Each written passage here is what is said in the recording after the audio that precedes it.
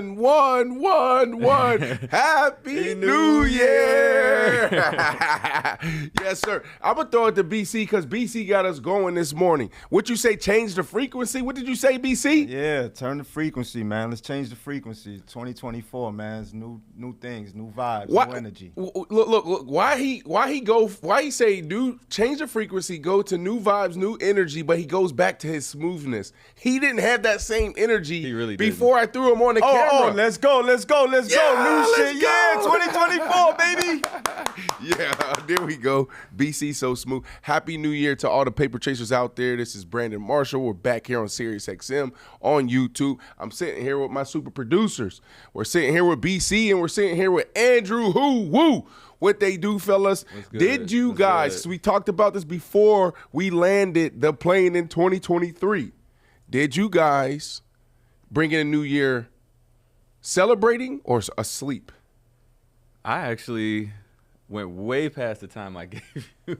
I ended up celebrating, very small, just at home, but I ended up going to sleep like 4 a.m. 4 a.m.? What the heck were you doing? Just a lot of stuff happened after New Year's. I also missed the countdown by like a minute just because I had my TV paused for a little bit. And when I watched it, I was like, man, this is kind of far behind. Were you upset? Did you feel left out? No, absolutely not. I had my own personal party, so I was good. You know there what you I mean? go. Call moms, wished her a Happy New Year, wished my dad a Happy New Year, and I was good. BC, what were you sipping on? BC was up. I was up. I wasn't sipping on anything. I was down on the beach, watch a little fireworks, take a little stroll, you know. Romantic. Look at him. He said I was on the beach. I took a stroll. Whoa. Oh, but you were sipping on something you got home?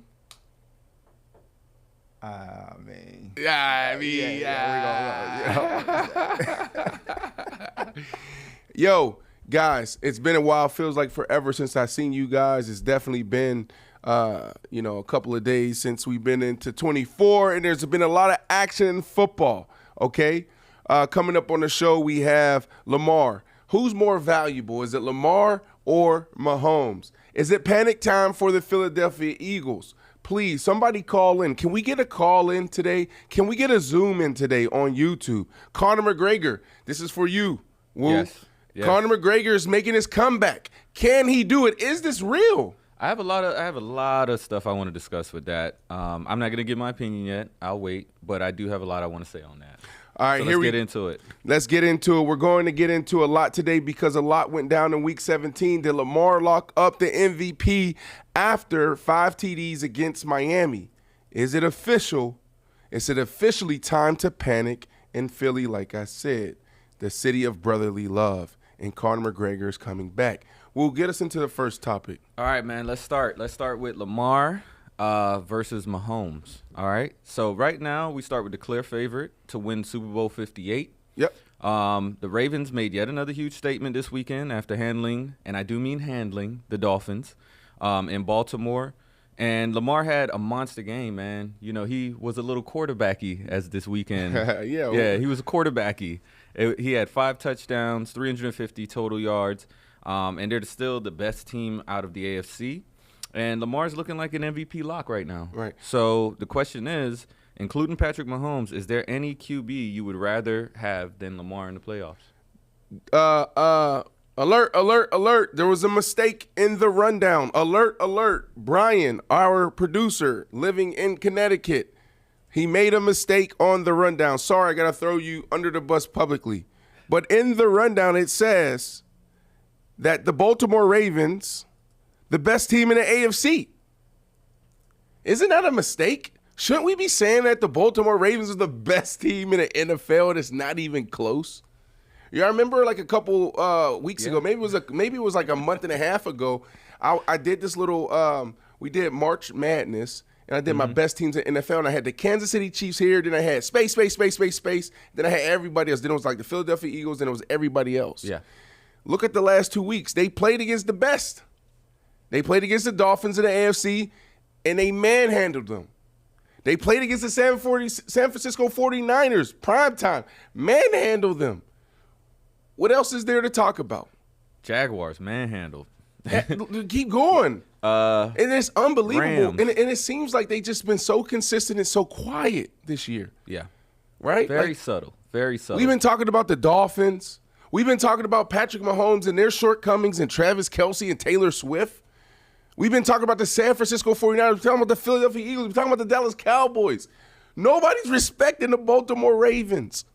So is Lamar going, what it says, is Lamar going to take the Mahomes crown?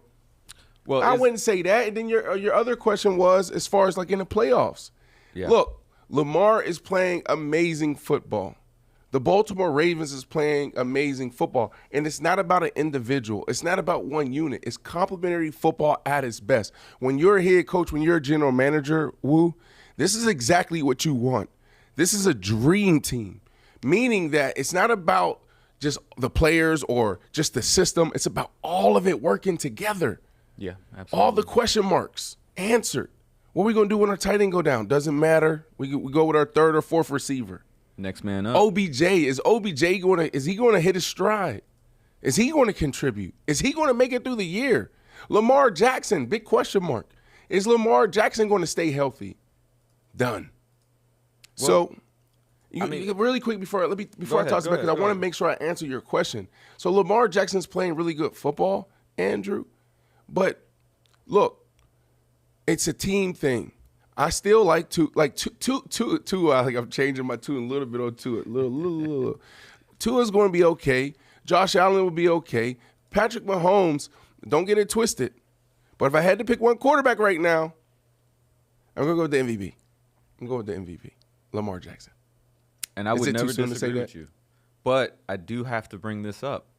Lamar has a 1-3 postseason record. Oh, Lord. Yeah, Why I you know. got to be that guy? BC, why you got to be that guy? I gotta bring It's this 24. BC just said new vibe, new Yes, energy, new new frequency. And he goes to his record, BC. And he goes to the past. First thing he want to do is go to the gotta past. ask tough questions, man. Oh, my goodness. This So- is insane. So tell me, how much pressure is it on now for him to win the Super Bowl? And just to give you an idea of his actual record here, we have 2019, he lost in the wild card. Then in 2020, divisional. 2021, the wild card again. And 2021, divisional. Yep. So now, they're looking like the best team. So where do you think they place? So listen, you gotta put all this in context, right?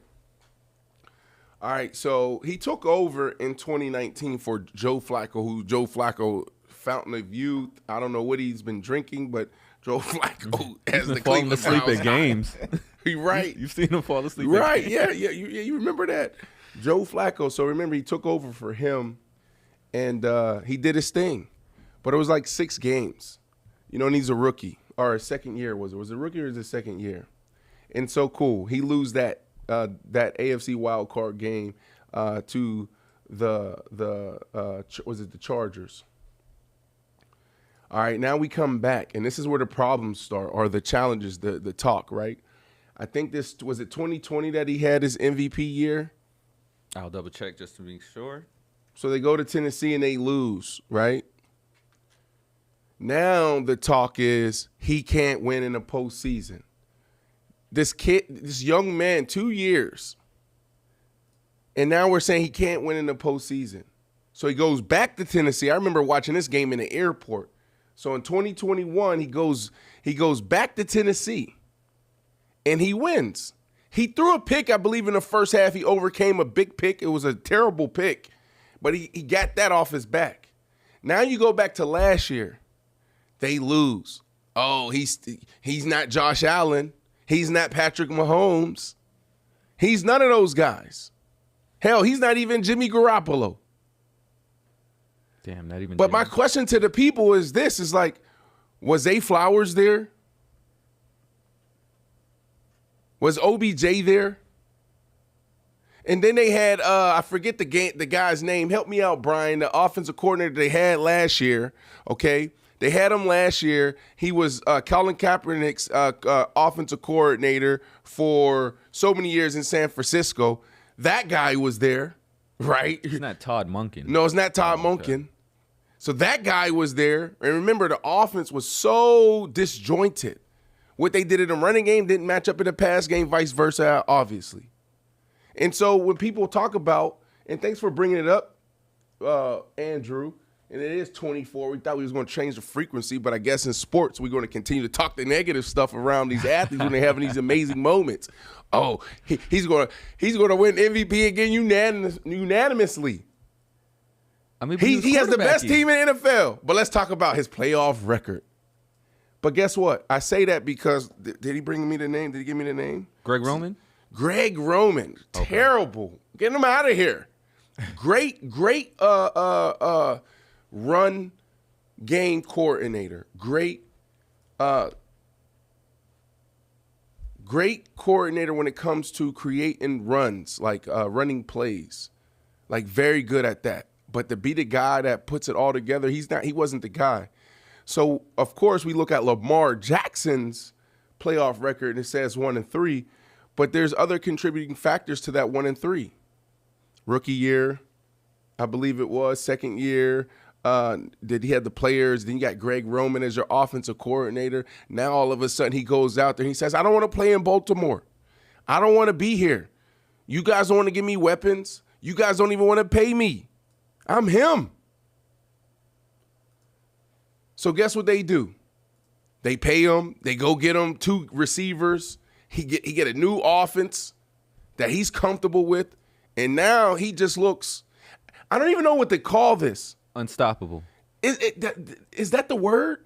I don't even, it's just like he's it's almost as if he is, you know what it is? Even at one play, he had this amazing play to Odell. He got out of the pocket and he just threw off his left foot, going to the right, just flick it up, flick of the wrist, and it was just amazing. It's almost as if he had his offseason camp down here in Pompano, Florida. And all the kids like, Lamar, come play. And he's out there playing with kids.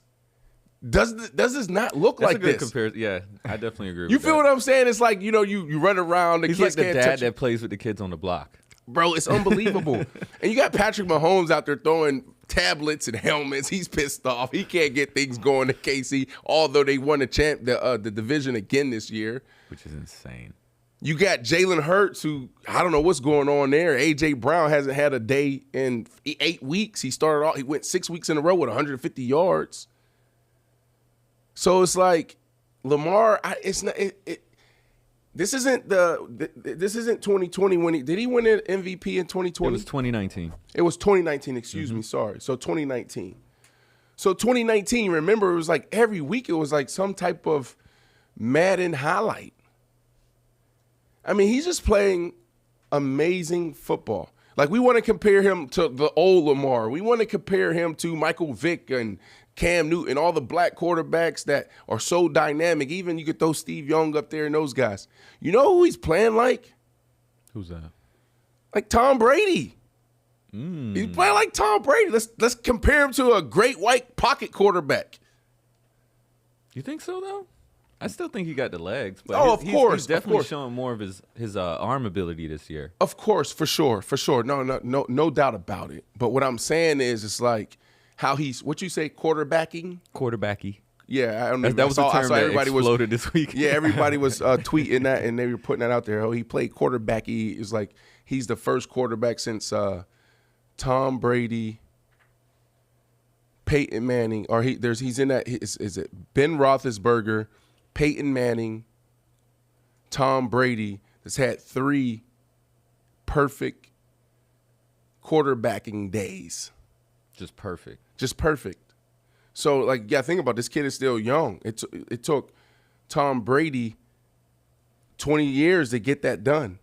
He's in year, 6? Yeah, I think about 2018. So now let's go to that question. Is Lamar going to take Mahomes' crown?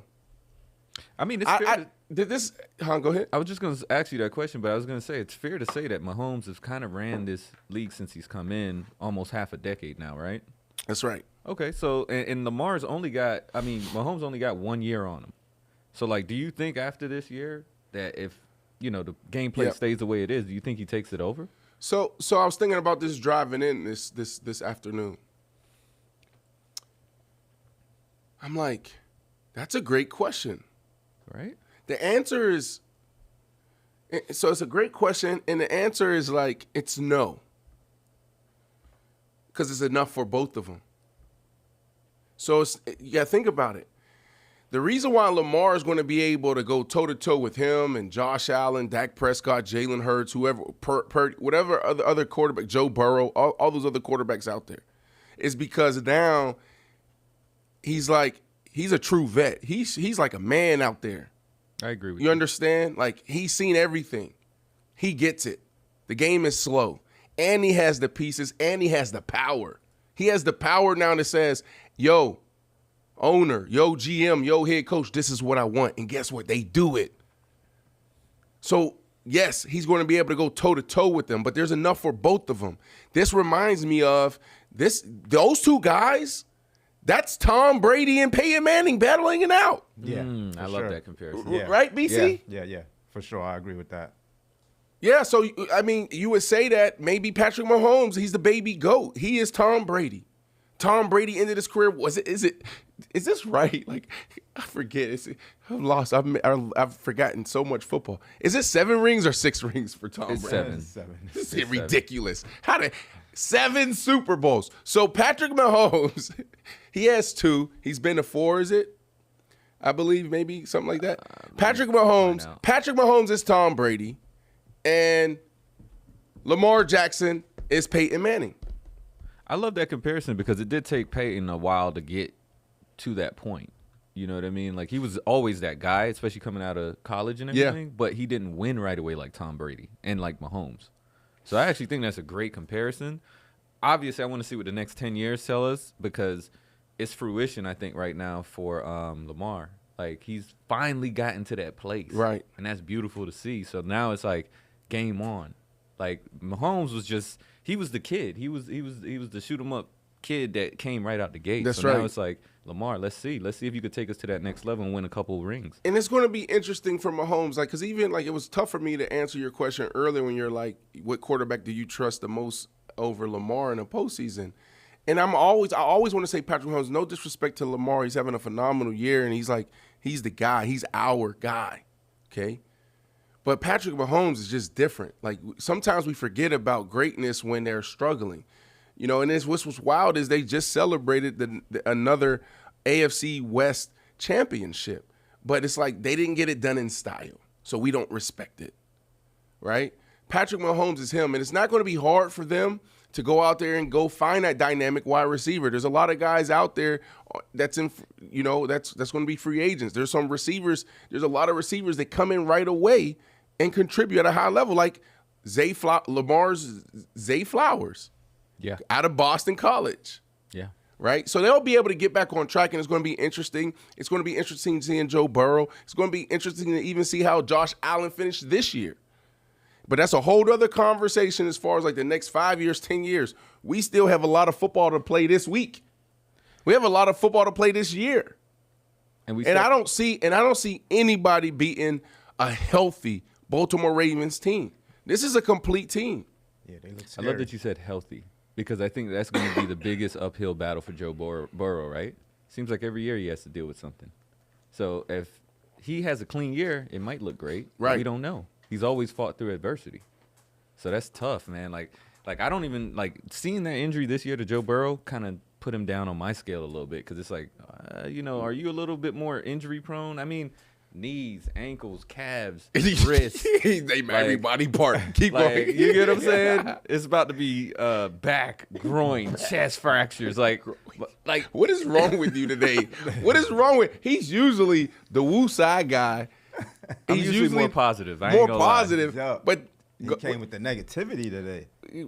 I want Lamar to win, man. I'm just saying that facts are facts, man. My man has been a little bit more injury prone, and I'm interested to see what happens. But that is true. He was injured and banged up. In college as well. You know, that is something to pay attention to. Yeah, like I would use Tua as an example to say I think that his trajectory has shown me that he has the ability to come back, and he hasn't been injured this year. But last year in college, he had the hip injury. So it's like it was a lot, and that almost ruined his career. That's you know? right. So I don't know. I pay attention to stuff like that because, I mean, you may be the biggest person on the team as far as, like, recognition, but you're also the most chased after. Every hut is 300 pounds. Yeah, I love when you're on the show. I love it. I mean, but you are right, and it's like it's going to be interesting. Joe Burrow probably be in that same position that Tua was in. Tua was in, coming into this year, and we haven't even thought about that. Like at all. As far as like what I mean by Joe Burrow being in that position is like now you got to show that you can stay healthy, right? Tua coming into the year and the Dolphins, like everybody's saying, oh, the Dolphins will be good if Tua stay healthy. I was one of those guys, and he's done a phenomenal job. Like he took karate, to learn how to fall. Oh, did he? I didn't know that. Yeah, was it martial arts, karate, same stuff. Something in the field of just combat to learn how to MMA. fall, and he's done a phenomenal job of staying healthy. So that is the Lamar Jackson, the Baltimore Ravens discussion. That was the big news of the week. Everybody wanted to see this game. It was highly anticipated, and it was a great show, but it was a great show for the Baltimore Ravens. And I ain't going to hold you guys. I had to come back and watch all the highlights. I had to come back and rewatch the game because I was on the mountain. I was snowboarding. Did y'all see my ollie? Did y'all see me come down the mountain and see my little jump on my story? No, I got to check that out. Are you on Instagram?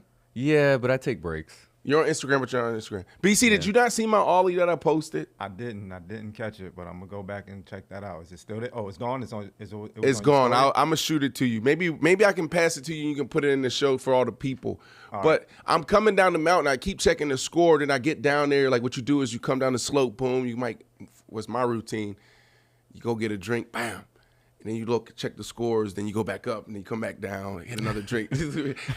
And it was like at one point, the Dolphins was up like 10-3 or something like that. I was like, oh, snap. This might get ugly for Baltimore. And then all of a sudden it was like 20-something to 10. And then all of a sudden it was like 30-something. Like, what is going on right now? And so, but watching that game and you saw Lamar in the pocket, it was beautiful how he got all his guys involved. Defensively, like just their game plan. It was like 11 guys on a string. It was a beautiful display of complementary football. This is a dangerous team. We must move on, though, because there was other games. Can I just mention this last stat that I just checked? Oh, here we go. Is it positive or negative, Woo? The points was insane. But is it positive or negative? It's positive for Baltimore, negative for Miami, but y'all already know how I feel about Miami. So they scored 21 points in the second and fourth quarter. That was enough points to beat the Dolphins the entire game, one quarter. Like, that's insane. Like, the Dolphins scored 19 the whole game, and Baltimore scored 7 in the first, 21 in the second, 7 in the third, 21 in the fourth. They could have beat them twice. They could have beat them twice. Paper Chasers, we love you guys. Faction Talk Channel 103, sitting here on YouTube. Yeah, we got a lot of updates. We got a lot of things to talk to you guys about here in the next week or so. I would say that these next 2 weeks is more of a planning phase, a gathering phase, a strategy phase. But we got some cool things that we want to introduce. So we appreciate you guys. This is Brandon Marshall, BC, in the booth, and Andrew out west. And we're here talking about the big old weekend that everybody had, not just New Year's, but there was a lot of football. Is there more football to talk about? Yes, there is, man. All right, and actually, we have a game we want to play, which is called What's the Word? And for our first topic today, we had a very controversial end to the Lions and Cowboys game. Everyone knows about the Lions linemen reporting controversy. Lions have were converting a 2-point conversion that would have won the game, and they actually completed it. But the officials said a lineman didn't report and took it away. So what's the word? The end of the Lions-Cowboys game was? Exciting. Riveting. Like, I give so many words. It was riveting. It's unbelievable. The Cowboys had it, and then they lost it. And then it was given back to them like the greatest gift. It was unbelievable. And so I know there's a lot of talk about, well, like the Detroit Lions are pissed off. Well, you guys tried to do trick 'em dick 'em. And y'all tricked the dick yourselves. Pause. Hey, Pause. Okay. I went too far. Went too far. You're gone too far. But here's the thing, though, BC. Like we do say that, but like, man, like when you do the little trick plays and stuff, we call it trick 'em dick 'em. Like, yeah. You used to say, I don't care what you call them. Excuse me, I'm sorry. I'm sorry. Was that too much, chat? Trick 'em, dick 'em. Hey, yo. Y'all never heard that before? It's a lot of football terms we didn't hear before. Flag on the play. All right, there might be a lot of pause moments in the locker room then. But listen, they go out there and there's a lot of talk about this play, right? 70 came in and reported. So the refs, they said someone reported. So hold on, let's do this. Let me back up a little bit because sometimes I think, and ask me any questions here. Hopefully I know the answer, or I might get my player's card revoked. Well, the only so you have a center, you have two guards, you have two tackles, right? So we know who they are, right? And there's no rotation there really, unless a guy's injured or a guy's like struggling, all right? But there's a lot of formations, right? Like you can have 3 receivers, 2 running backs, 3 running backs, 2 tight ends, 3 tight ends. So when you bring in another lineman that has a number 50, 60, 70 on, right? You have to report when you change because you can also go, we call this heavy personnel. Heavy personnel is when you bring in your backup tackle or your backup guard and you put them on the end because you want to be heavier. You really want to run the ball. You want more protection. When you do that, you have to report that guy. So 70 came in and reported himself, but 68 didn't. And this is where I went to the trick 'em other part of the phrase thing because what they tried to do is, and this I can't even recall being in the offense where we did this or seeing someone try to do this, but what they try to do is throw 70 out there and have him report. So now all the attention's on him, and now you got 68 on the left side, and nobody's paying attention to him like they didn't. And he was phenomenal. It was a great play, but he didn't report himself. And so now they lost the game because of that. It was amazing. And before we move on, I do want to say this, all right? So my answer was riveting. It was exciting. It was all of that. But Dan Campbell, is he not Coach of the Year? Who is Coach of the Year this year? Right? And the reason why I say that, because there was a moment where Jared Goff threw a terrible interception at the end of the game. At the end of the game. Throws a pick right there by his sideline. Dan Campbell looks up at his team, waves them off. Get off, get off, get off. And he says to his defense, stop him, stop him, stop him. I'm getting goosebumps thinking about this leadership and this coaching. Yeah. The game is over. There's like 2 minutes left in the game, bro. Like, you know how many coaches and players panic in that moment? Oh, shit, that was our opportunity. The game is over. What are we doing? Why would you do that? There was no blinking. There was no negativity. The defense goes out there. They stop the Cowboys. They get the ball back. They march it down the field. And I don't know who was calling the game, but somebody was calling the game, and they said, there's no doubt in my mind that Dan Campbell's going for 2. And what you got to understand is that 2-point play, that 2-point conversion, we practice that all week. This is called situational football. This is what separates your team from other teams, or maybe other teams from your team. Everybody out there watching. This is why the New England Patriots are so great, because any situation that they could potentially be in, they practice throughout the week, and they practice throughout the year. They practice throughout the summer. So this 2-point conversion play, they practice it all week. They said, if we're in a moment at the end of the game and we need a 2-point conversion, I'm going to go for it, here's the play. Everybody knows it. Remember what happened, though. Dallas Cowboys right there, McCarthy right before Jared Goff. Timeout. Mm-hmm. So they were able to see the play there. I think they was going to try to throw the ball they was going to do like a little fake and throw the ball into the flat to the right or something like that. So they seen it. So that was their first play. They had another 2. They had a backup. They had a potential. And they called this play to a freaking tackle, 68. Negated by an illegal formation because he didn't report. And now the Dallas Cowboys get it back. Yep. And they won the game by 1. Unbelievable. Let me ask you, because I believe the same thing happened in the Giants game as this game, right? Which was we went for it the first time, and I think with the Lions they did get it, but then they never went for a field goal, right? They just went straight for the 2-point over and over, and then they failed it. Oh, you're talking about at the end of the game? Correct. Yeah, wasn't that even that was weird too? You talking about so they went for it, they get a penalty. Yeah. They go for, no, they went for it was they call a timeout. They I know what you're saying, But you get what I'm Andrew. saying? Like, and I think it was because they said something about ESPN analytics or something to that No, so degree, they get the penalty, illegal formation. They're backed up. They're on the 5 or 6. Is this what you're talking about? And they still go for it. I'm sitting here Yeah. wondering, like, what is now? That's my Coach question. Campbell has lost his mind. He was my coach in New Orleans. He was my coach in Miami. He lost his mind. We already seen him talk about biting kneecaps. What is he doing? They get saved by the bell. They get a penalty. They get moved back up, and then they go for the call. And then they play. They miss it. Whatever. I actually got it right here. What is so it's a 2-point, the Taylor Decker one. That's when they got the penalty. Then they go for another 2-point attempt. Got the interception by Marquise Bell, but it was a penalty on Micah. They go for a third 2-point attempt, and the pass was incomplete. My question to you is, why keep going? It was a 1-point game. Listen, Same thing happened in the Giants. We kept doing the 2-point, and then we lost by 1 point. I see what you're saying, but you know what? Is it the analytics? I don't question Dan Campbell.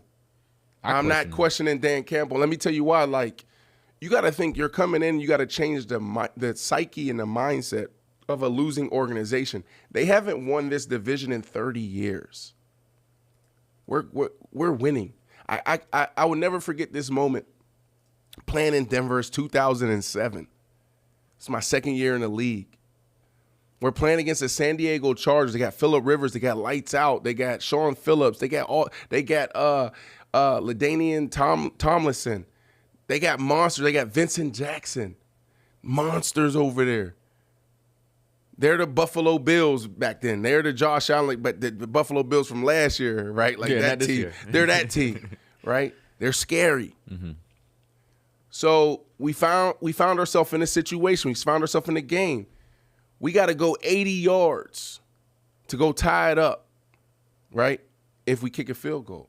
As soon as we walk in before the first play of this 2-minute drive, Jay Cutler comes in and says, hey, yo, y'all get y'all mind right. We're going to go down, we're going to score, and we're going to go for 2. We ain't playing with them. They're the big dogs. The Dallas Cowboys, they ain't really the big dogs, but they the big dogs. So that's what you got to do. Like, you setting the tone, you setting the tempo. Ain't nothing changing for them. They can't go win the NFC West, the number 1 seed. They already won a division. Yeah. Let's go make a statement.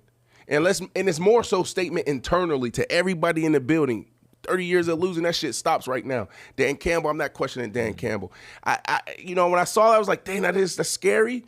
But it's like, you know what? That's why he's the head coach. That's why he's doing a phenomenal job. And he's weird as hell. Like, you're talking about the biggest. You're talking about a meathead at head coach. Like, this was my tight ends coach for the Dolphins, bro. Seriously, he was my coach when my last team, one of my first teams, one of my last teams. Yeah. And when you think about a coach, you think about sophistication. You think about like just poise and calm. And there's a lot of calmness in that. There's a lot of poise in that. Is this and everybody who's listening, y'all can't see it. Y'all got to watch YouTube. You see these visuals that we have up here. But it's like, bro, it's like he's like the biggest meathead. He still, look at it. He looks great. He still works out, trains. Great. He's always going to have a big dip in his mouth. Yeah. Freaking teeth on his. Is that a pause? Come on, BC. It really a big dip in the mouth, like tobacco in your mouth is a pause. Like, what are we talking about? Everything's a pause when you're from Brooklyn, yo. What are we talking about right now? No, but I was asking, is that missing from football? Like the big aggressive guy to coach? Because I feel like it might be an advantage. Like you have a lot of Mike McDaniels and Brandon Staley's and these smaller guys, Sean McVay's, where it's just like it's a lot of like pep energy, but it's not that aggressive. Like, hey, I've been in there. Like, you know what I mean? I think so. I think so, Andrew. Because at the end of the day, that's it's football. Football is violent. Period. At the end of the day, that's what the game is started off of, contact. And so you think about him, he's the type of dude that'll come jump into a Oklahoma drill with no pads on against the biggest, baddest on his team. And it just gets it going. So he's done a phenomenal job of putting together a team and putting together a philosophy and a winning mindset. And so, like, although that was a terrible end to this game for them, and they're probably still pissed off, but they need to get over it because they're having a phenomenal year.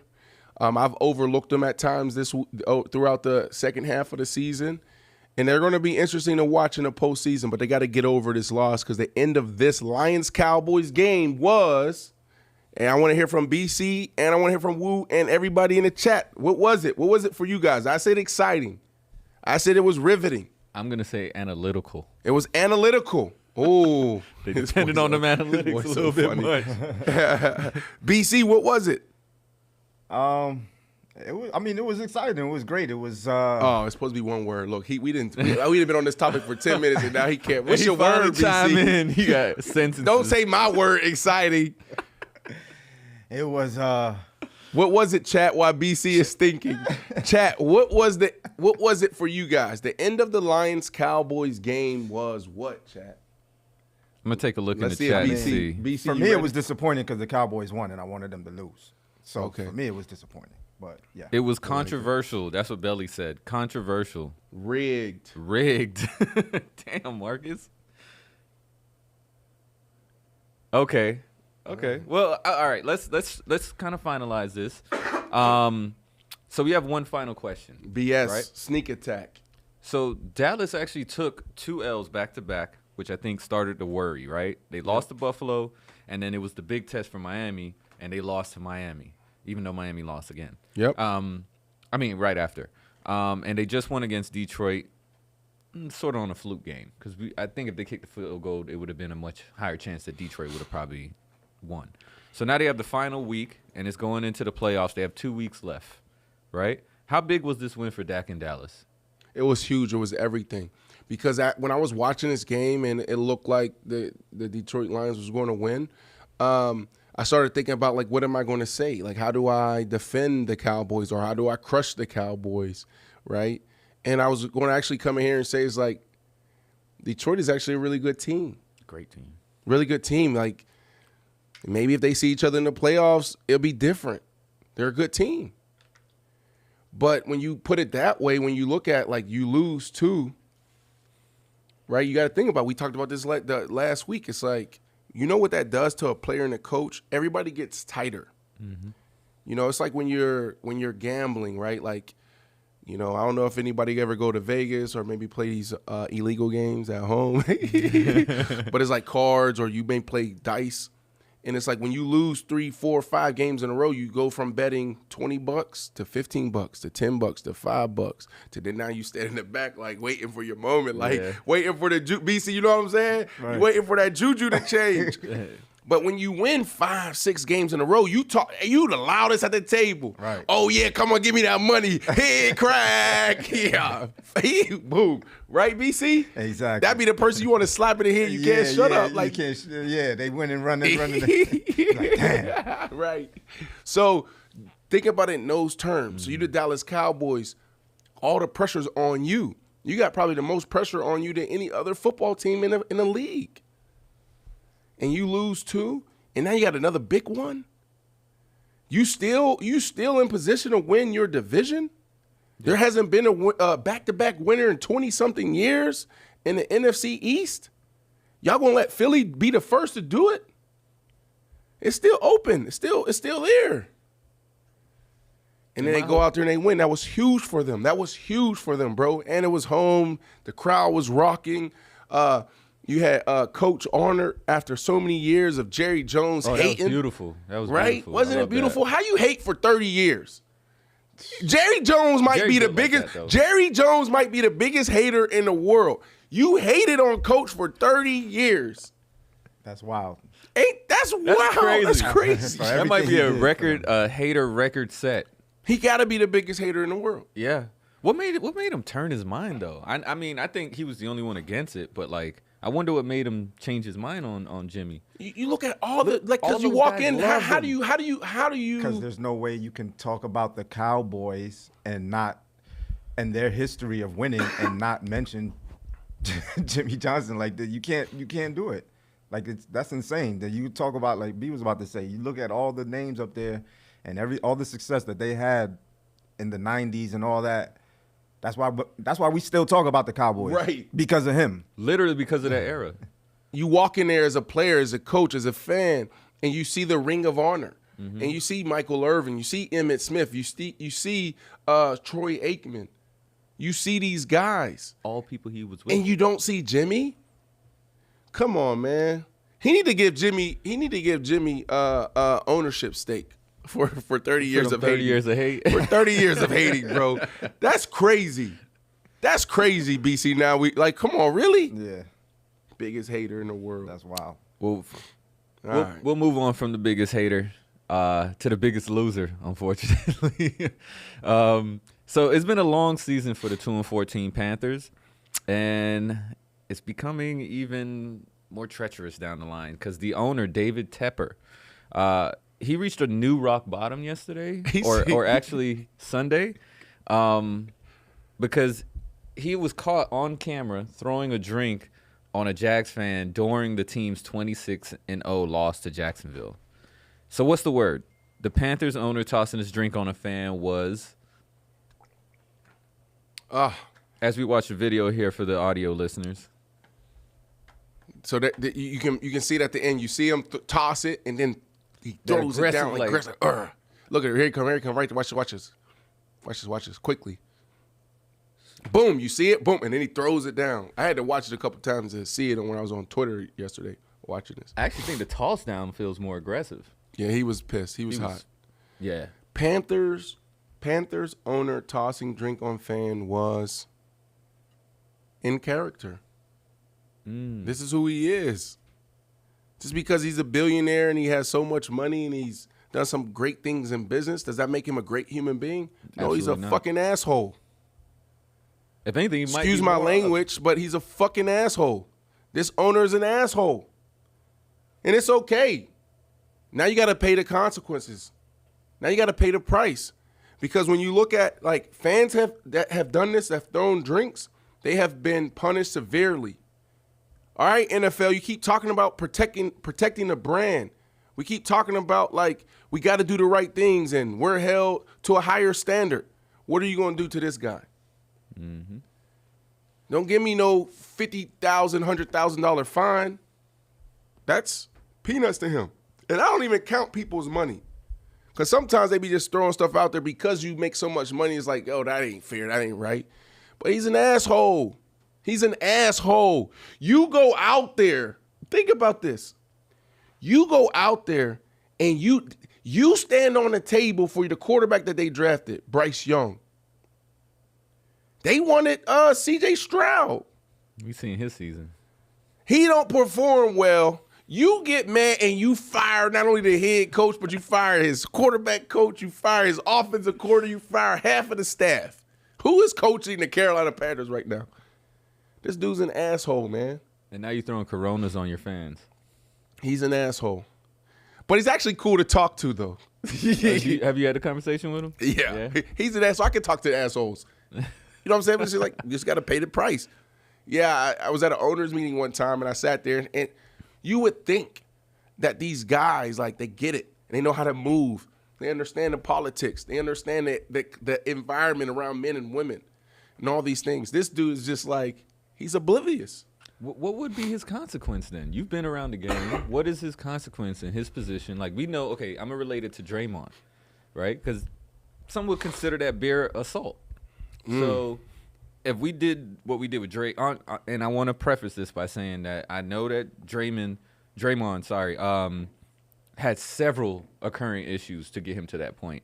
But, if you're the owner of the team, I'm assuming you lead by example. Yeah. If you're not leading by example by, I don't know, going to some sort of therapy or whatever the case is. Going to therapy for throwing a drink on him? Yes, let's do that. Hey, he got to set the example because you said it. If you find him $500,000, that's let me see, I got that in my pocket. I want to see. It's not doing anything. Oh, yes, I love that. I want to see Tepper doing community service on the side of the road. That's what I'm saying. In Carolina, pick up some I want to trash. see that, yes. Some road work. I want to see him in mandatory therapy. Okay? And I want to see anger management. Yes. Need some anger management 6 weeks. courses. Yes. A public apology. Yes, I Keep love where you're going, going. keep Andrew. going. Let's keep going. Let's make a list of what we want to see. This obnoxious, ridiculous punishment for Tepper. All right, I say one, you say one, BC, you say one. All right, we're gonna see how far we can go. All right, remember the I think it was the ASL challenge. The what? The ASL challenge. Remember where they kept pouring stuff on people? Yeah. Like 2-3 years ago, 4 years ago. Oh, that's just want to do a They should challenge. just do a whole beer right over. Let's on them. start it right now. Let's start it. Put it out on TikTok or Instagram or whatever. All right, so boom, you said it that's first. mine. You want to see? Go ahead. I want to see him have the same. No, stuff. come on. Oh, okay. Well, therapy. I'm gonna call therapy. Therapy. Boom. BC. Anger management. Anger management. Boom. Me. I want to see road work. I want to see him do some road work. Community service hours. Donate time at the homeless shelter. Boom. BC. Alcoholics Anonymous. Okay. All right. Yeah, because he had a drink. He had a drink. You can't control your drink. He can't control your drinking. Yes, BC. Yes. We said this before, but now that we started the game, I'm going to say it again. I want to see a public apology. Okay. Yeah, public apology. I think he should donate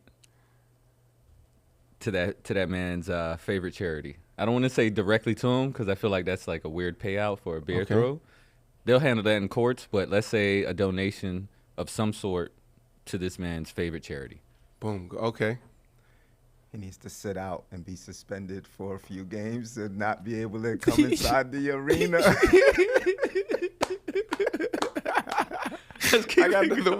I got another one. He should pay for this man's dry cleaning for the rest of his life. He should have free dry because he threw his drink on him. Yeah. So now the man got to go take his what was 100%. it? His jersey to go get clean. His hoodie to go get clean. Can we see this again? While we continue this? Can I also throw out some fan suggestions, some Look at audience this. suggestions? All right, yes. Just keep. I have someone here said a public caning.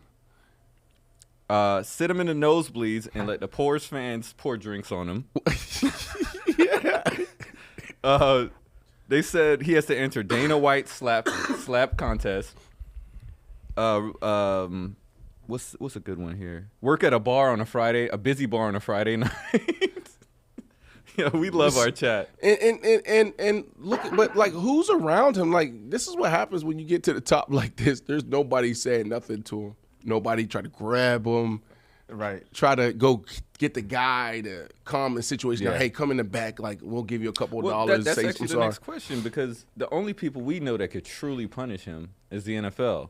So should they actually punish him for this incident? Look, we having fun with it, and I really do want to cut this. Like, Shelly should chop this up and do our little thing where we have all of our, like, obnoxious punishment, severe punishment for Tepper. But, like, at the end of the day, like, for me, look, man, I done been in some situations with some fans. You know, it happens, tempers flare. We've seen other owners be in situations like this. Well, not necessarily throwing a drink on somebody. He definitely need to. No, there he need to was be out of line. He definitely Something needs need to happen. Something. He definitely needs some type of repercussion because that you don't get to just do that. Those are fans. Those are paying fans that came in there. Like, yeah, he was disrespectful. Right. Look, it's not that big of a deal for me. Like, he is an asshole. He's an asshole. Okay, and asshole do asshole things. So I'm not surprised. Okay. The NFL's not surprised. Like, I promise you that. Roger Goodell's not surprised. He's like, oh, yeah, I seen the damn video. All right, I got it. okay, He probably but knows him, right? If Of course. this would have been the other way around, let's say, and a player? somebody in the stands, a fan, threw a drink on the owner, he would have made sure they were escorted, probably not only escorted, charges pressed, all kind of shit. And never allowed to come in any NFL stadium. Yeah. So Ooh, that's a good point. How is that able to be one way and not the like other? how- Like, we have to have some type of something. Even if it doesn't even faze him, he needs a slap on the wrist or something. They have to show an example because that's. I like how you put that, BC. And then also, like, even you think about it from a player's perspective, like if a player did that, what would happen to the player? He would probably be fined, maybe even suspended. Yeah. Right. So why not treat him the same way? Right. Well, That's there's my more only to this story to be continued. The asshole continue to do asshole things. Sometimes I'm in the asshole community, so like, friendly to your neighbors. like today I kind of rock with it. All right, well, moving on. The Dolphins not only took a big L, so happy about that, guys, in Baltimore on Sunday, but they also lost star pass rusher Bradley Chubb, who I'm not happy about because, as you guys know, I'm watching Hard Knocks this season. Great guy. Yep. For the rest of the season, they also lost another lineman. I forget his name right now, but he actually tore his, I think his Achilles. So this is actually a torn ACL, and Miami is locked into the playoffs, but their seeding is still to be decided. So let's talk about what's the word. The Dolphins will be blank without Bradley Chubb. Season ending. So obviously That's the season. end of their season? Yep, there you go. Right, That's a because big you call. said it, bro. Like, so obviously for him, his ACL, he's done for the rest of the year. Okay, hopefully he make it back in time for the start of next year. But this is their second DN going down. He has 11 sacks, I believe. Bradley Chubbs has 11 sacks on the season. Yeah. Playing great football. Remember, what was it, week 10, week 11? Was it week 10, week 11? Jalen Phillips, That's their his name. young defensive end pass rusher went down as well with the Achilles. You brought him up, but yes. Yeah. So now you got two of your top dogs, big dogs on defense down. Yeah, you go into the playoffs, but unfortunately, you need all of them. Their defensive line is not that deep to replace 20-something sacks. You kidding me?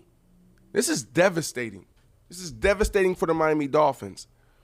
Maybe Coach McDaniel, pull something out of his hat, another rabbit. Offensively, they got to take it to a whole nother level. But, you know, if you get behind and now you got to go get them, who's going to go get them? Think about that. You playing against the Lamar Jackson, the Baltimore Ravens, and now they're up 15 points, 16 points, whatever it is. And now, well, I can't say it. Like, no, won't say it like that because, you know, they'll probably be running the ball out. That didn't make any sense, what I just said. Excuse me. That was low football IQ right there. That was the opposite of what I say all year. Oh, this guy has high football IQ. No, because if Lamar and them's up, they're going to run the ball. You don't need the pass rushers. Yeah, right? Right? So, but there's going to be the moments in the game where this team is passing the ball. You need to stop. You need a big – how many times have we seen this in big games? It's 3rd and 6. It's 3rd and 8. Or they're on the fringe. They're about to get in. They need a field goal to win. Or they're in field goal range. But they need to pick up a few more yards. The quarterback gets sacked. Now they're out of field goal range. Who did it? Von Miller did it. Oh, my goodness. He saves the day. The Bosa brother does it. He saves the day. Who's going to do that for the Miami Dolphins? Because think about it. These games, majority of these games, 90% of these games come down to 3 to 4 points. It's a game of inches. Look at the Detroit Lions and the Cowboys. Yeah. The Giants. Situational football. Yeah. What are we going to do? Who's going to get it done? So this is devastating for them. Season ending, I would say. And I just want to throw this out there. Jalen Phillips, through 8 games, had 6.5 sacks. So look at the trajectory he was on for the Dolphins. And now you lose the other side. Like, yeah, I see what you're saying as far as like the season being over. Because that's like you lost your whole D lineman. I love that. I love Jalen Ramsey. I love Howard, Xavier Howard. They're balling, but now they got to hold up a little longer. So, like, think about this. When you have that type of front, the corners only got to cover for 1 or 2 seconds. Now you might have to cover for 3 seconds. But that's a big difference. A big difference for that Miami Dolphins secondary. So it doesn't only affect the front, it affects the entire defense. So the big question is, do the Dolphins need to win the division in order to have like a hope to make it to the Super Bowl, to win the Super Bowl? Oh, wow. Yeah, that's right. Because this game, the Buffalo Bills found their way back in it. They can win this division, the AFC East. That's right. Listen, the AFC is going through Baltimore. And, of course, you want to win a division. You want home field. You want all of that. right? I still like the Miami Dolphins over the Buffalo Bills. The Buffalo Bills are scary, and I wouldn't be surprised they go out there and they whoop anybody. Like, they're that scary team. So it's not a huge deal. It's not a huge deal. Okay. Well, another what's the word here we have. We're going to take it up to Pittsburgh. With the Steelers, they need some help to get into the playoffs, but the good news for Pittsburgh is that they actually play the Ravens, who have literally nothing to play for in Week 18, and should rest many of their key players. Quarterback Mason Rudolph has the offense clicking, and if Pittsburgh gets into the dance, who knows what can happen. So what's the word? The Steelers with Rudolph at QB are... Steelers with Rudolph at QB are rolling. Rolling. Before we ended the year, I thought we were talking about Pickett coming back and being a quarterback. Right? Remember he came back and they announced that he was going to be the quarterback. Didn't they say that, Brian? They said that he's going to be the guy. And then they did the finish this phrase for me, BC. They did the old trick 'em. Slick 'em. DC, come on, finish They it. did the trick 'em, slick 'em. That's a pause too. That's a pause too. Slick 'em. What are you? Slick 'em. It's way better than the alternative. I'll say that much.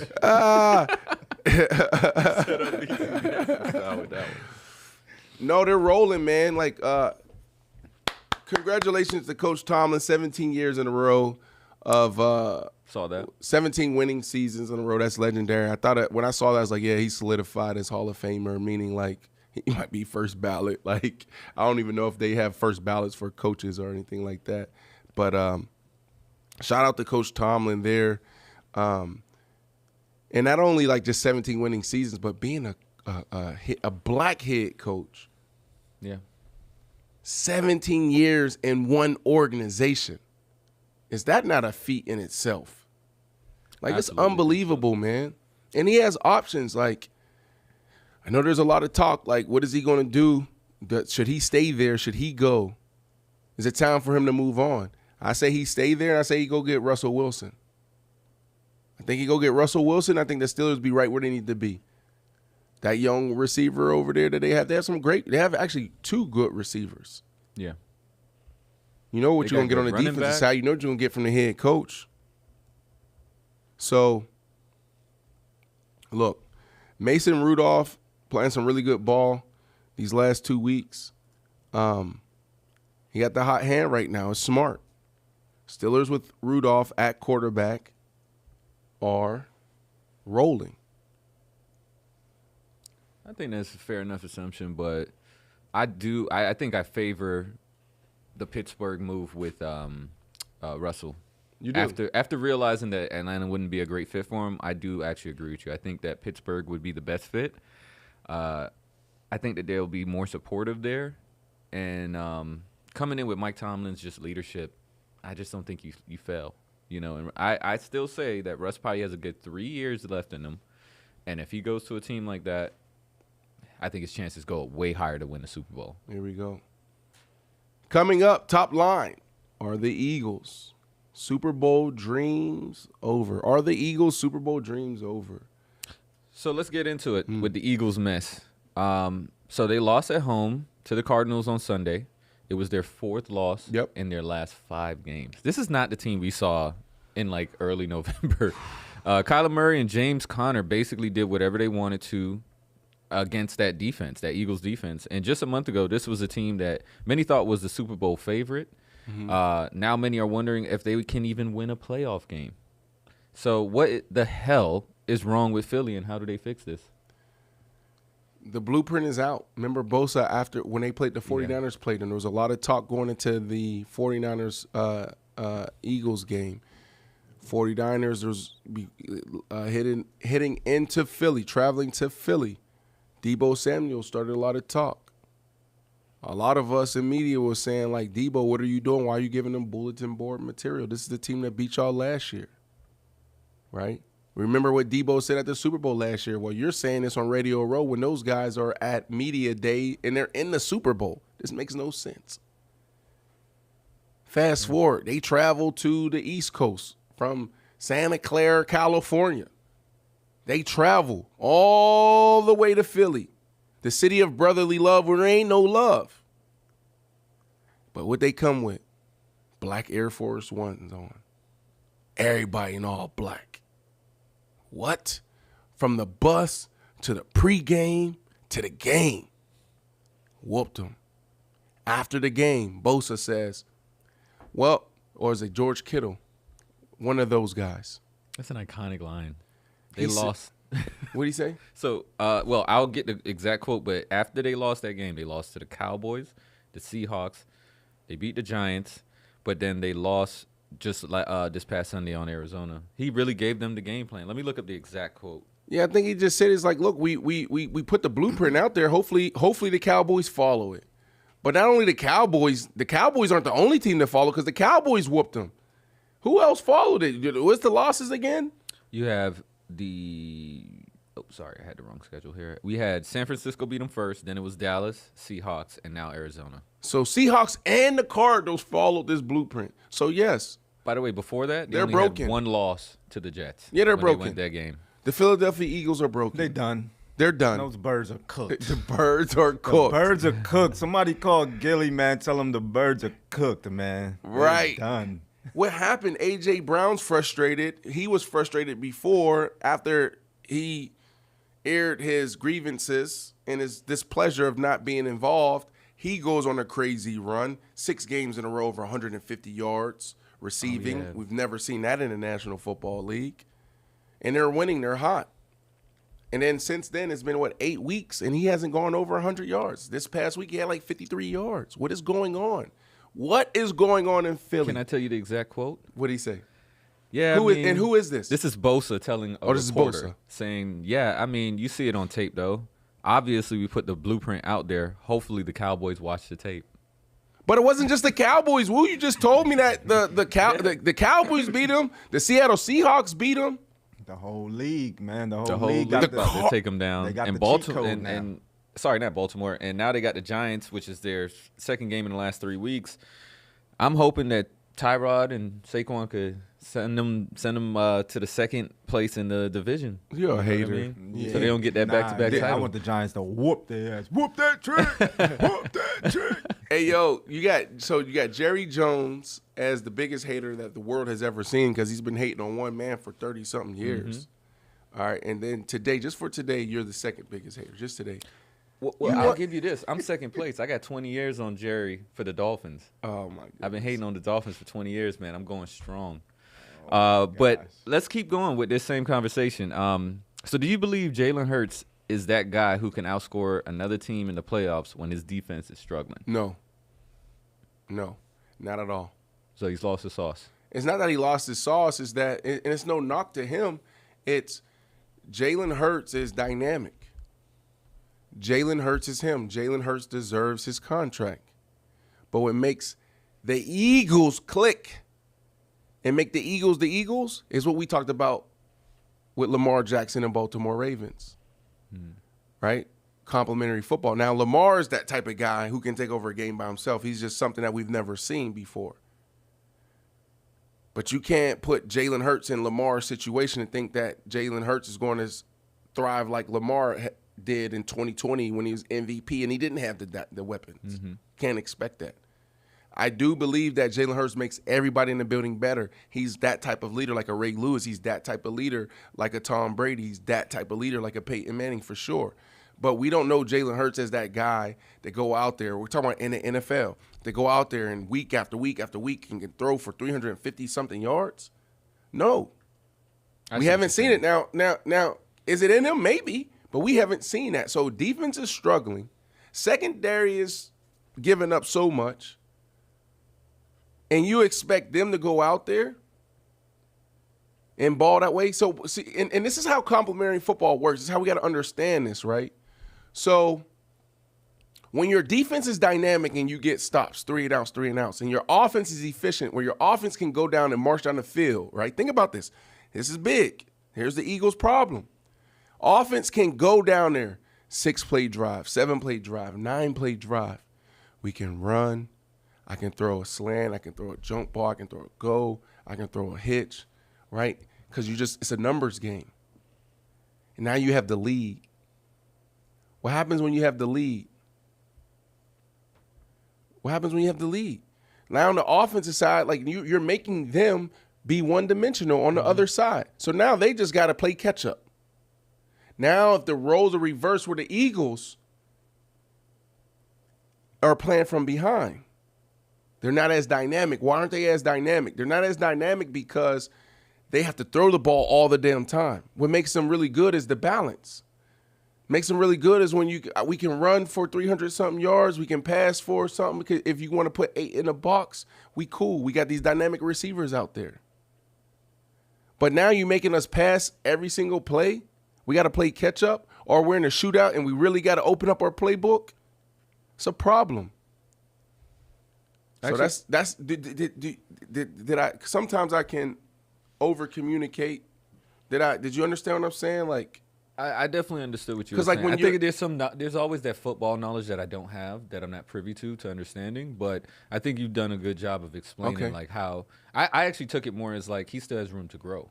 No, it's not even just him. It's just like this is the type of team. This is the type of way you want to play. It's like there's a Joe Burrow out there. There's a Patrick Mahomes. There's Josh Allen. Like there's gunslingers. Think about the gunslingers. I wouldn't even put Lamar Jackson in there as a gunslinger. He's the best playmaker in the NFL. But we're talking about guys that can go out there and can light you up for 400 yards just like that. Boom. Yeah. Like I don't put Jalen Hurts in that category, right? So everybody else, like your system has to work. Meaning that like what keeps the defenders and the defense on their toes is I hand the ball off, that's 4 yards. I hand the ball off, that's 5 yards. Now, it's third and short.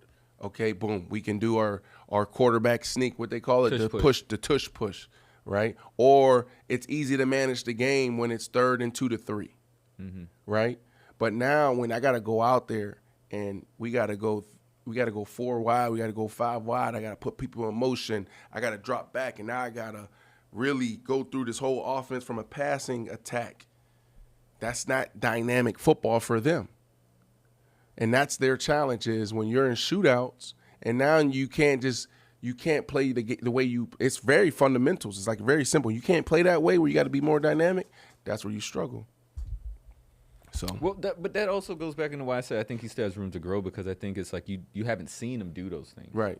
So like there is that room, especially being only 4 years in. But someone wrote in a comment here by the name of Cliff Hill. He put Jalen Hurts is good, not great. It almost kind of goes back to that game changer, game manager conversation. Well, see, I don't look at it that like what's good, what's great. So like when we think about like sports, especially at the quarterback position, what we're saying is great is that he got to look like Lamar Jackson. He has to look like Patrick Mahomes. He has to look like Joe Burrow. See, I don't think that's where his greatness comes in at. I think he's great, and what makes him great is his consistency. It's his leadership ability, right? Like, his greatness is different. Like, I think he's great. So I disagree with that, but I can understand why people think that way. It's almost like even Russell Wilson through his first 10 years, right? Like, before these last 2 years in Denver, how we looked at Russell. It was like, is he great? Is he really great? Like, the dude is just consistent. The dude just gets it done. Almost in the same situation. Like Russell wasn't going out there, he had spurts, but he wasn't going out there and throwing it 40 times a game and 350 yards, 3-4 touchdowns through the air, but I called Russell Wilson great through 10 years. The numbers showed that.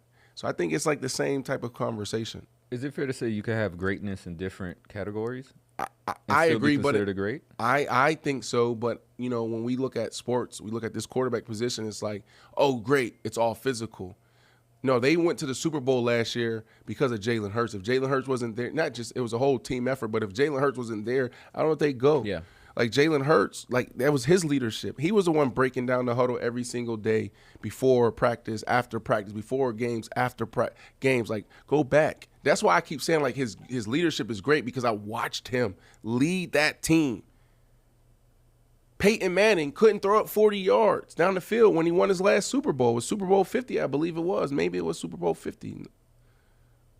But he couldn't throw it past 40 yards. But his leadership, every single day. His consistency in the building and watching film in the classroom every day galvanized that team. So I think we need to start, really understanding, what all goes into great. I think Jalen Hurts is great. All right, final question on this. Despite all the problems that they have, if they beat the Giants this Sunday, hoping they don't, and they win the NFC East, they would then get the number 2 seed in the NFC. So would it be a mistake to write this team off? Yeah, I think, we seen it this week, right? We didn't think the Cardinals will beat them. Like even the Patriots and the Broncos, right? The Broncos was rolling, playing some really good football. The Patriots playing terrible football, and Zappe goes out there and he beats Russell Wilson in Denver, right? Yep. You don't know. But the biggest thing for them is that defense is so broken that it's hurting everything else. Complementary football, it matters. You would think what's happening on the offensive side changes how the defensive coordinator calls his plays. So what they need to do? They need to accept that they're not the Eagles of last year or the Eagles of the first half of the season. And they just need to adjust really quickly. They're probably trying to get back to the same style, the same play, and it's not that. You guys are going to give up a shit ton of yards on the defensive side, right? So now offensively, what adjustments do you have to make? What's your first 15 that's scripted in the first half, in the second half? What are you doing? You gotta switch it up right now. You have to. Defensively, maybe we're not calling as much. Maybe we just we play that type of – maybe we just start playing cover 2 every single damn play, and we just say, you got to beat us by going 12, 13 play drives. Stop trying to be the dominant defense. That shit ain't working for you guys. Yeah. Y'all getting gashed. Yeah. Let's just go play at the beginning of the season. Let's be conservative on defense. Let's slow them down, and then let's just get A.J. Brown, Smitty back involved. Swift, what's going on? Let's do that. Well, let's move on to a different sport, actually. We're going to talk a little MMA. Is that all right? Ooh, I know you like MMA. I love MMA, man. I'm going to let you guide this We're kind of in a weird window as MMA fans because they have a 2-week hiatus during the holidays. So there's no violence happening on Saturdays right now. Hold on, what happens in? So they try to, I guess, be nice to the fighters. So Thanksgiving week, they don't have a fight. Because obviously you're trying to enjoy it with your family. Right. So that's you got to nice make of Dana weight White. on Friday. Dana White. Okay. So you can't make weight if you're having Thursday Thanksgiving. Right. So they don't have a fight that week. And then I think it's the week of Christmas and then the following week. And then I think maybe one more week they don't have any fights. So it's 2 or 3 weeks without fights. Oh, wow. And then they start, their first fight card coming up is January 13th. Okay. Any good fights? I haven't honestly looked at it because it wasn't set yet. Okay. Yeah, we're a couple weeks still out. So they don't have them concrete until maybe about a week and a half out. So why are we talking about UFC and? Well, we got probably the most famous fighter to come out of UFC, Conor McGregor, in the news. Well, he actually dropped a bomb on social media this past weekend. Let's watch the video. Hold on. Ladies and gentlemen, a happy new year to you all. I'd like to announce the return date for myself, the notorious Conor McGregor, for the greatest comeback of all time. It will take place in Las Vegas for International Fight Week on June the 29th. Come a little closer. And the opponent, Michael Chandler. And the weight, Mr. Chandler, 185 pounds.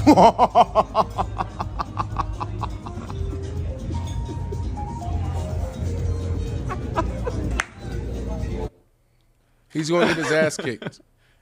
He's going to get his ass kicked. I'm glad you said that. Can you divulge why you think that? He has a Richard Mille on. Oh, He's drinking the finest wine. Too rich. And there you go. And he also has all the veneers. Look at his teeth. Run it back. Y'all got to see this. Audio? Listen, I keep telling y'all this. This is important. Hold on. Are we doing it without audio? Can everybody hear Do it without audio? Look at this guy. Without audio. Look Big at the glass. veneers. Finest wine. Look at his eyes. And then Look at his haircut. He looks super rich, right, BC? Yeah, he looks too rich. He looks too rich. All He's right, too comfy. can I give you guys? Really quickly, and this, I keep saying this. My coach told me this one day. He walked up to me. He's like, when does a heavyweight, when do they die? Meaning, when is their career over? I was sitting in a cafeteria, one jet drive in Florham Park, playing for the Jets, and I was reading a book. Right? Like, and he was like, when do a heavyweight die? And I was like, what? I was taken aback by it. Like, what are you talking about? And he said, when they get sophisticated. And it wasn't a disrespectful thing, but he was saying is like, you got to think about, like, my nickname was the Beast. Yeah. Right? And so there's some guys that come with that edge and that fire, and that's what makes them great. Especially in fighting. Come from nothing. My belly's on empty. I'm starving right now. Maybe if you can find an old clip of Conor McGregor training and making these announcements and compare it to this. Now you got a Lamborghini yacht. He has a Lamborghini yacht, and he's supposed to. He's supposed to. He deserves it. He works his ass off. There's nobody that works harder than Conor McGregor in the octagon or outside the octagon. But it's time to retire. It's time to retire because it has ran its course. When you become sophisticated as a fighter, it's over. Look at Deontay Wilder over there in Saudi. Oh, that was against Parker. You seen him in the corner before the fight was over. He was done. He should retire. Yeah. And there's no salute to both of you guys. There's no knock on them. Yeah. But this is a dangerous sport. I can go play basketball. You can't play boxing. We heard that amazing phrase so many times. Dudes die in the ring. Look, he got pearly teeth. Go to the first videos of Conor McGregor. He ain't have teeth like that. His shit was yellow and crooked. Bruh. Now you sitting there twirling the finest wine. The bottle probably cost you $1,500. You got a $300,000 watch on. Yep. You don't get up the same way with the same hunger. That's what drives you. That's what drives these knockout artists. Man, I gotta get out the hood. Man, I gotta change my life. Come on, man. Look at him. He looked like he a Hollywood movie star. And he is not a fighter no more. It's over. So, as a big MMA fan, this is how I look at it. Because I was actually becoming a fan when he knocked out one of his biggest opponents, Aljo. Conor has a very unique story. He actually grew up poor. His father, middle class. His father was a plumber, which I relate to. Shout out to all the plumbers out there. But it was a hard work with your hands kind of thing, right? And he became a plumber's apprentice before he was a fighter. That's how he supported himself. I think that part of him, that hunger that builds in you, like you told us a story one time about when you was growing up in Pittsburgh, how you and your brother would hype each other up to take showers because you had no hot water. In the wintertime. That's grit. You get what I'm saying? And I think I could tell you exactly when Conor lost his grit. Mayweather fight. Exactly. That's what I was The fight before that, he fought Eddie Alvarez and pieced him up. Nasty. Like, it was like basically his like epitome of fighting. Like, there was a point where he just looked like he was so calm, hit Eddie with like a 4-piece combo, didn't even go down on the floor with him, nothing. So he reached that height and then said Mayweather. And as soon as he came back, he beat a old Donald Cerrone and then just took L's, broken bones, everything. You are absolutely right. I think money has changed him. The Mayweather fight. And even the presentation of that fight is trash because he started at 145, went to 155, and then went to 170. And now you're fighting at 185. You're not even fit no more, bro. Right. You're just putting on weight after weight. Michael Chandler fights at 155. Right. Why are you calling for a 30-pound heavier fight? Right. Because he knows it. And now it's all about business, it's all about the money. Correct. And I'm okay with that. And this is the difference, Woo. Like, this is where some athletes get it twisted and they don't realize that they're in the danger zone. So his work ethic is still crazy. So you think as an athlete, I go out there, I go into camp, and I'm still putting in the same hours, I'm still putting in the same intensity. No. You think that, okay, I still got it. And you look at the skill.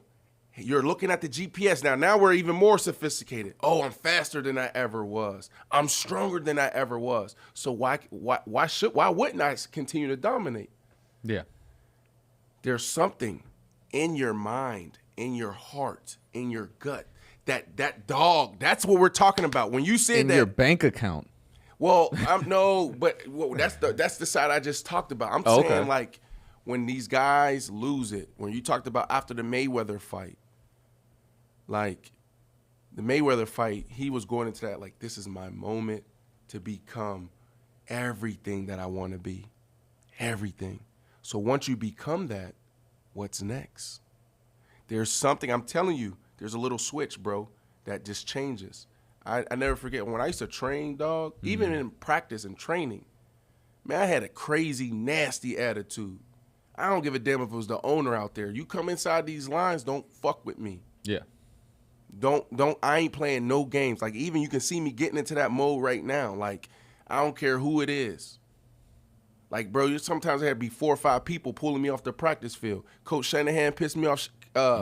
Jay Cutler pissed me off. I go to the practice squad as the number 1 guy. What is Brandon doing? Why is he on the practice squad? Because I ain't playing no games. I want y'all to know that I'm him. Put your best cornerback out here. Champ, Bailey, Darren, whoever. Put them out here. Now watch what I do to your defense. Throwing the balls over the fence, kicking the ball. Are y'all not entertained? Yeah. But then, bro, it's like, boom, I go to McLean. Now we changing some stuff up here. Oh, I can't act like that. I can't talk like that. I start reading more books, right? Yeah. Now I'm sitting here chilling. I never forget I was playing for the Miami Dolphins. As soon as this change started for me, I'm sitting at the 50. The defense is going out there running back and forth, and I'm gazing. So this is a concentration technique. This is meditation. So I'm in the middle of the field, like on the side though, and I'm just looking at I pick a spot and I'm just standing there. I'm gazing. I'm not breaking. You don't break concentration. Defense going back and forth. Somebody get bam, I'm not even looking at it.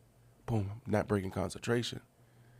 Coach Nolan, our defensive coordinator, walks up to me because he was with me in Denver. He's seen the wild B. Marshall. Now, this is the tamed B. Marshall. He walks up to me. He says, "Are you on medicine?" And I broke concentration. I looked up at his goofy ass. I look up and I say, "Nah, coach, I'm just gazing. I'm focusing on my concentration." I go back to gazing. And he walked away just like almost on eggshells and nervous and scared. He thought that this sophisticated Brandon was on medicine. It wasn't on medicine. I was just changing. I was evolving, which is still, I had to tap into something different after that point. Like, bro, like when I start messing with my mind, like when I start tweaking my mind and healing, like that's what I'm saying. Like to be in combat sports, to be in football, you gotta be a little delusional. You gotta be a little wild. Everything ain't clicking there. You talking about in football, you got a 250-pounder running 20 miles per hour, and y'all coming down this collision course, bam. Think about that. When I go to high school football games right now, bro, I cringe. It's like, oh, that hurts. I'm like, oh, is he going to get up? And I'm like, how the hell did I do that for 20-something years? Like, how did I do that? Something has to be off, bro. Yeah. And so when this stuff starts changing, I never forget this moment. I'm on the football field, and this might go over people's head, maybe not understand it, but I'm on the field, and I'm running. And then somebody, like, ran across my knees. I jumped, like, ooh. Like, it was the first time on the field I was scared. Like, I jumped, like, oh, shit. Like, this is, like, halfway through my career. Wow. And so the last thing I would say to this, because it's really interesting, you know, I paid attention to all of this, like, how I was always evolving and thinking.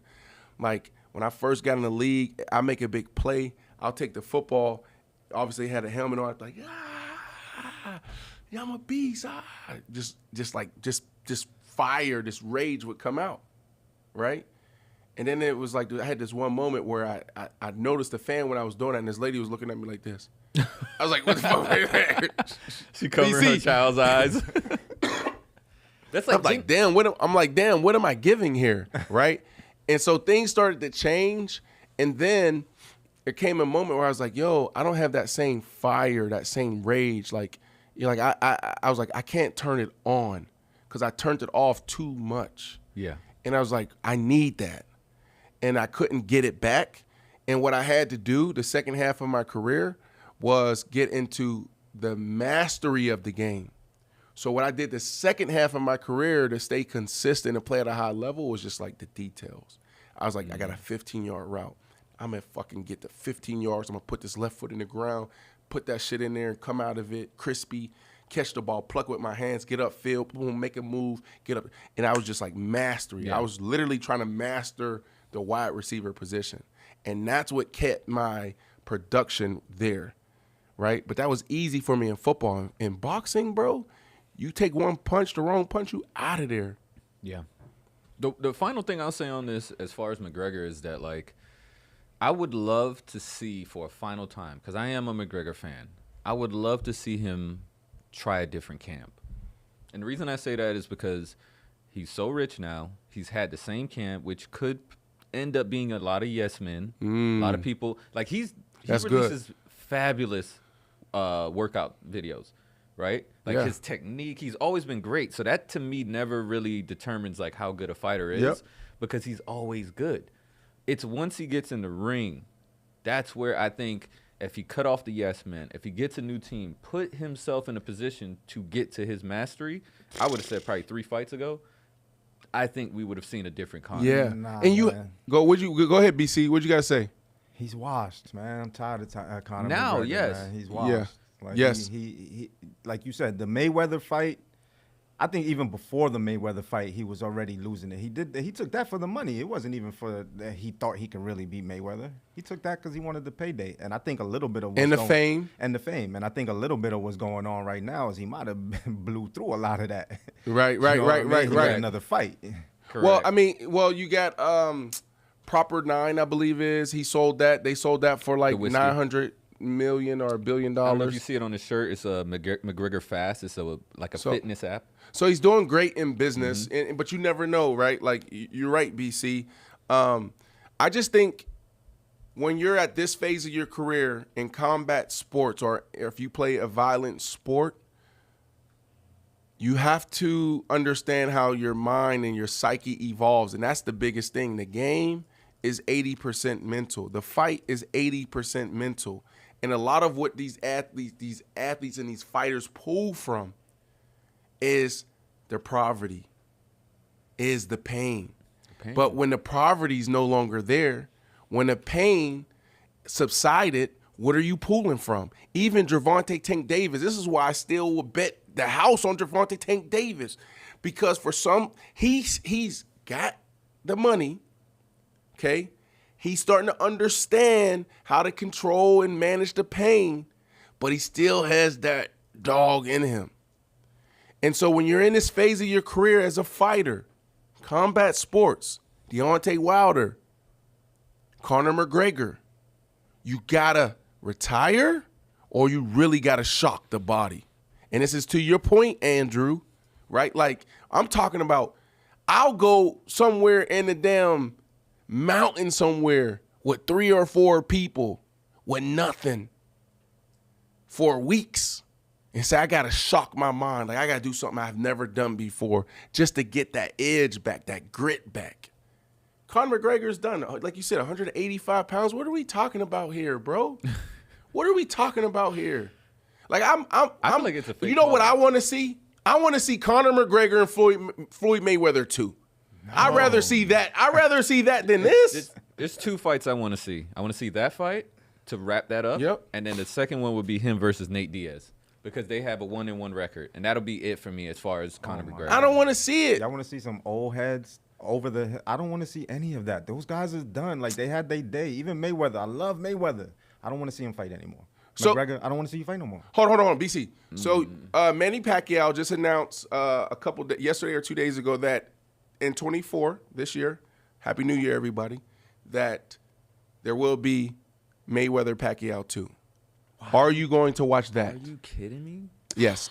I will watch it. All right, I then. will watch Okay, it. then. Right, because they're gonna Okay, hype it. then. Hold on, Them hold on, old hold on. heads. I will watch it because they're gonna hype it up enough to where you're not gonna want to miss it. But do I want to see it? I don't really want to see it. I saw all I needed to see. These dudes, have accomplished everything. They've done it. At this point, it's just like we just watching two old men fight just for the hell of it. And it's like, nah, I don't think it holds. I don't think it holds as much weight anymore. We got to see it when we needed to see it. If they was gonna do part 2, it had to be early on. It's over, man. Tank is tanking the young bulls, man. Now I don't want to see all that. All right. Well, look, that's why I said I'd rather see some, what do they call exhibition, some influencer fight than seeing this. Like, I'll still pay for Floyd Mayweather and Conor McGregor. I'm still gonna give you your money, but bro, let's call it what it is, bro. BC's right. You're done. It's over, and it's okay. But you gotta think about that, man. Like, when you get your ass beat in front of millions of people, pay-per-view. Like, think they're warriors. They're warriors. This is different than basketball and football. You're going into the ring by yourself. Deontay Wilder, Conor McGregor, you're the baddest of the baddest. If we go back into in ancient times and all of that, they're the 300. They're gladiators. That's who they are. So now I fall. I suffer defeat in front of everybody to see. What does that do to your mind? And so I think that's that gladiator mindset. But now from a business perspective, from just a human standpoint, it's okay. Y'all are still our gladiators. Y'all are still our warriors. Thank you so much for entertaining us for so many years. But, bro, it's over. Right. It's over. I don't want to see Deontay Wilder, and it's a shame. Like, and that's a whole other thing that we can talk about. Maybe we bring in, like, Burrow. We talk some more football, some more boxing. I sat down with Burrow this 2 days ago. Maybe we replay that throughout the week or something. But, like, the state of boxing. And these guys, Deontay Wilder, he goes over to the Saudi. They call the Day of Reckoning. He signs a deal with Anthony Joshua. Yep. Before he fights Parker. This fight. So disrespectful. And then you go out there, you don't handle your business against Parker. Disgusting.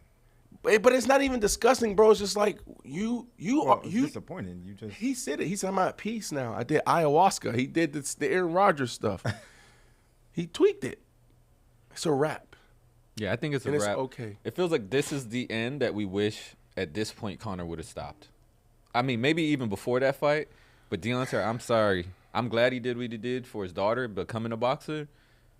But I think that's it. And they were making fun of his legs because he don't have a lot of leg weight. I know. I saw that. It's crazy. It's like this man came from being a behemoth to being like a mouse. Right. So look, we're going from a conversation of aging athletes and fighters and guys that need to retire to rookie Pepsi Zero Sugar NFL Rookie of the Week. It's coming down to it. I talked about it already. Can't hear me right now. I'll be quiet. Here we go. It's the Rookie Pepsi Zero Sugar NFL Rookie of the Week. Rookie of the Week nominees. We went from one conversation earlier talking about guys that need to retire to another conversation where guys is starting out their careers. Who are they going to be? Who's going to be the next Conor McGregor? Who's going to be the next Deontay Wilder? Who's the Deontay Wilder of football? Who's the Conor McGregor of football? Who's the next Peyton Manning, Tom Brady? Who's the next Randy Moss? Is there one in this rookie class? We've been highlighting our rookies all year, and we're going to do it again. It's coming down to the tail end of it. Who's going to be the Rookie of the Week? The Rookie of the Week, if you have enough of them, you may find yourself as the Rookie of the Year, and this is a big deal. Rookie of the Year. Here we go. Can we walk through it? Congratulations to Rams receiver Puka Nacua, who's a dear friend of the show. Was Puka the first person that we had on? If not, he's probably top three. The first. No, I'm saying I think he was the first. He was the first. Yeah. And nice guy too. Nice, amazing guy, amazing story. You love the stories of our guys. Yeah. He has an amazing story.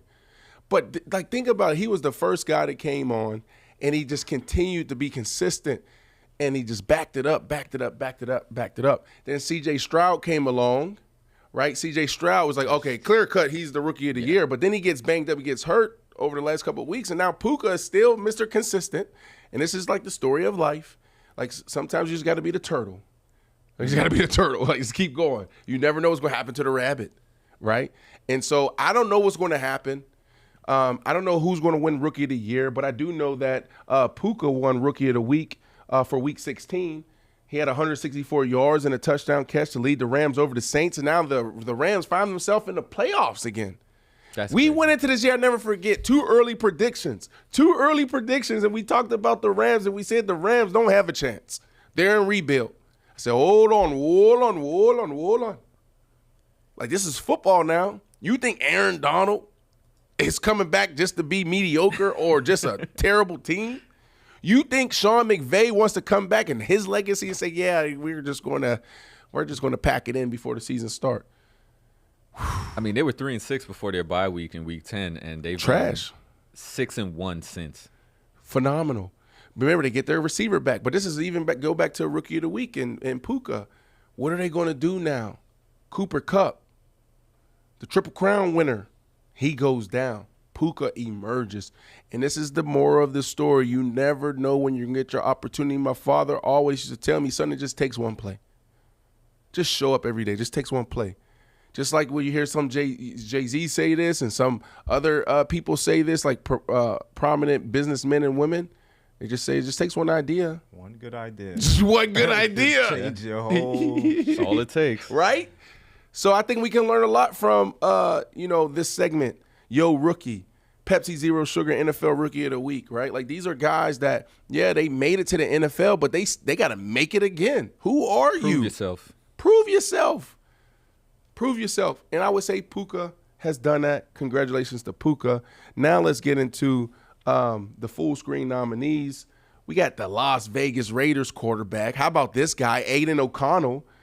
You see that stat sheet, that stat line? Can you read that off to them? I got you. Want me to read all of them or just his? Yeah, go ahead. Let's toss it. Maybe we go back and forth. Yeah, let's do a little back What and did forth. Aiden O'Connell do this week? So we got Aiden. He threw for 300 yards and had 2 TDs. I think he's actually a really impressive quarterback, but he just has a lot to still prove. But that's what being a rookie is. Yep. I'm going to go to number 2, Miami running back. This guy, he bounces in and out of the holes. Hold on one second. We got a Brad. One second. He bounces in and out of the holes. He got a nice little jump cut. And he's been jumping in and out of the Pepsi Zero Sugar Rookie of the Week nominees. He's back. Remember early in the year he took off, then he got hurt. He dealt with a knee, came back. So he's back. What did he have? 137 yards from scrimmage and a TD catch. Great job. All right, number 3, we got Baltimore receiver Zay Flowers. He had 3 catches, 106 yards, and a TD. And I think the best thing he got going for him is Lamar Jackson. Can we go back to – go ahead. Oh, no, I was just going to say a young receiver and a great quarterback. That's a great combination. Great combination. You know another good combination is Green Bay receiver Jaden Reed has 6 catches, 89 yards, and 2 touchdowns. This is a guy that trained at my facility in Chicago. I didn't know that. Remember, he came on the show, and he was like, yeah, Brandon, you remember Kofi Hughes? I went to your Fit Speed location out in Naperville. Yeah. I was like, oh, I didn't know that. Wow. Like, I'm getting old. So now all these rookies and younger guys that, you know how many guys have come through our facilities throughout the years? Yeah, and this guy, he has Jordan Love. So you talk about Zay Flowers having Lamar Jackson. Well, he got Jordan Love. Remember, a big question mark. Who's Jordan Love going to be? No Aaron Rodgers. He comes out, he looks good. Then he has a little dip in the year. And then he comes back out, takes it back to another level. We're like, okay, Green Bay's found their quarterback. Spirit. They found their quarterback and they found their receiver. All right, I'll take the next one, and thank you for having the camera on me, BC. So I'm just going to go like this, guys. What they call him, the orchestra? Yes. Orchestrator. So we have Rams defensive standout Kobe Turner, and he had 5 tackles and 2.5 sacks. That's sick. I love this guy, and we have to like put the best of our Yo Rookie segment with Pepsi up later, and he was fun because he came out and he was singing, he was doing this whole little thing. It was amazing. Let's go to Philly. Defensive back Sidney Brown had 4 tackles and a 99-yard pick 6. Congratulations to you, bro. That's a big deal. There's guys that been in the league for 10 years that haven't done that, right? That's a huge, huge feat, bro. Enjoy that, celebrate that. And we had his brother on. Remember? Oh, snap. Like, look at this stuff. He has a twin brother. Oh, wow, Sidney yeah. I Brown. was like, his face did look familiar. Who's his brother? He plays in Cincy. Right? Yeah, his brother's in Cincy. Remember, he talked about draft day. Chase Brown. There you go. So Yeah. listen, he was on the show. He was a nominee. Cincinnati Bengals. Draft day. He went 5th round. His brother went 2nd or 3rd round. So I don't know. Let's look up that Sidney Brown. I got you. Yeah, they're from Canada. They both dress amazing. They're great people. 3rd. He went 3rd He went round. 3rd. Yeah. Unbelievable. So there you have it. Who's deserving of Rookie of the Week for Week 17 is coming down to the end. We got so much to talk about. MVP, we talk about that all the time. We haven't talked a lot about Coach of the Year, but we have talked a lot about Rookie of the Year and Rookie of the Week. So who's deserving? Remember to vote. Pepsi Zero Sugar Rookie of the Year. Okay? And this is Rookie of the Week for the nominees. So NFL.com/voting/rookies. This has been Yo Rookie. One more time. Let me do that again. Go vote. NFL.com/voting/rookies. This has been Yo Rookie.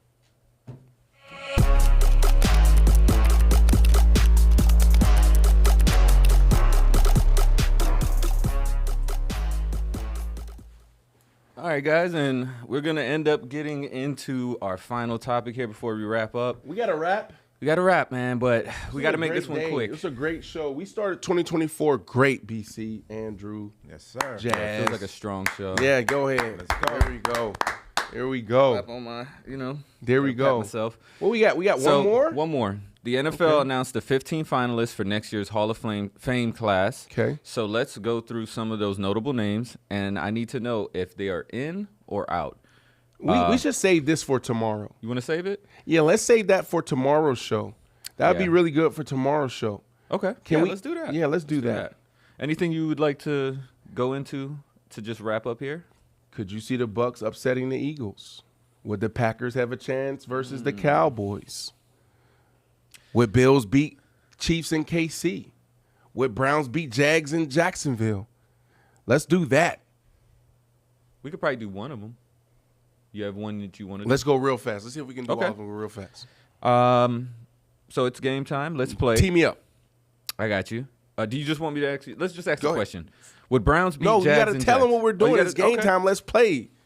All right, so let's play. If the season ended today, we are going to ask questions about playoff matchups that would and could take place this season.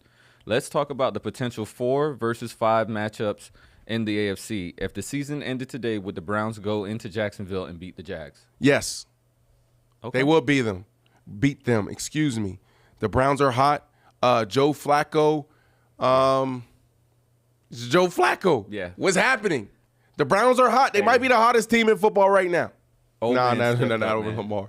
All right, next one. We're going to go All right. fast. So next up, we would have a monster wild card matchup between two of the elite in the NFL. So if the season ended today, would the 6 seed Bills beat the 3 seed Chiefs in Arrowhead? Yeah, they're more confident. They know who they are. They already been to the fire, right?